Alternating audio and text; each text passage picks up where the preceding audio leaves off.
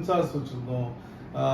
காட்டில் வந்து இப்போ நைட்டில் லைட்டே இல்லாமல் நடக்கக்கூடிய எக்யூப்மெண்ட் வச்சுருந்தோம். வந்து நம்ம இதில் ஃபிக்ஸ் பண்ணிக்கலாம், நம்மளுடைய ஹெல்மெட்லேயே ஃபிக்ஸ் பண்ணிக்கலாம்.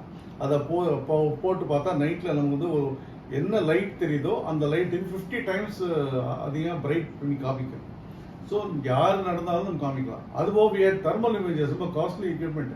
அதை வச்சு பார்க்குறபோது எங்கெல்லாம் உஷ்ணம் இருக்கோ, எங்கெல்லாம் ஹீட் வருதோ அதெல்லாம் காட்டும். ஸோ பார்த்தா எனிமல் போனாலும் காட்டும். ஸோ அவ்வளோ சென்சிட்டிவ். அது நாங்கள் ஹெலிகாப்டர்லாம் வச்சு தான் போய் பார்த்தோம்.